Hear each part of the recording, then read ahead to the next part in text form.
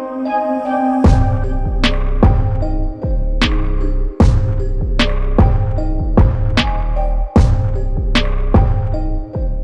में सीटों का बंटवारा लगभग फाइनल हो चुका है।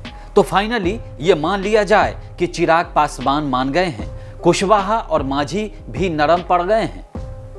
छठ त्योहार के बाद बिहार में विधानसभा चुनाव का बिगुल बजने वाला है। चुनाव आयोग ने तारीखों का ऐलान कर दिया है। सभी प्रमुख दलों ने अपनी तैयारियां काफी तेज कर ली है, लेकिन अब तक न तो इंडिया गठबंधन और न ही एनडीए ने सीटों के बंटवारे को लेकर कोई ऐलान किया है, घोषणा की है।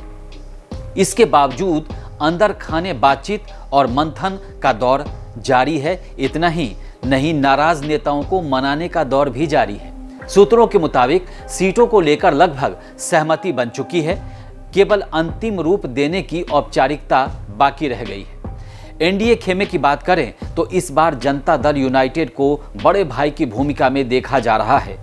विश्वसनीय सूत्रों की माने तो जेडीयू को 102 विधानसभा सीटें मिल सकती है, जबकि भारतीय जनता पार्टी को 101 सीटें दी जाएंगी। इस तरह दोनों दल लगभग बराबरी के स्तर पर चुनावी मैदान में उतरेंगे। हालांकि सीटों का ये संतुलन चिराग पासवान की लोक जनशक्ति पार्टी के साथ बातचीत के परिणाम पर ही निर्भर करता है। बीजेपी और चिराग पासवान के बीच कुछ सीटों को लेकर अभी भी बातचीत जारी है। चिराग की पार्टी लोजपा 26 सीटों की मांग की है और एक सूची भी सौंप दी है। वहीं बीजेपी की ओर से उन्हें 25 सीटों के साथ साथ एक विधान परिषद और एक राज्यसभा सीट का ऑफर भी दिया गया है, ताकि संतुलन बना रहे।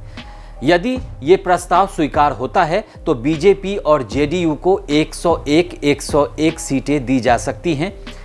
इसके अलावा बीजेपी के कई बड़े नेता जो हैं, जो चिराग पासवान से उनकी मुलाकात हुई है, अभी रिसेंट में आज भी मुलाकात हुई है, तो कहीं ना कहीं सीटों को लेकर के अब ज़्यादा मुश्किल नहीं लग रहा, क्योंकि मामला सुलझ जाता है तभी मुलाकातों का दौर भी ज़्यादा बढ़ता है। फिर बैठकें होंगी, फिर अंतिम रूप दिया जाएगा। एनडीए के एक अन्य दल भी हैं, जीतन राम मांझी, जिसके मुखिया हैं हम पार्टी, जिनको कहते हैं हिंदुस्तानी आवाम मोर्चा, और उपेंद्र कुशवाहा की राष्ट्रीय लोक मोर्चा को 7-7 सीटें दिए जाने पर सहमति लगभग बन चुकी है।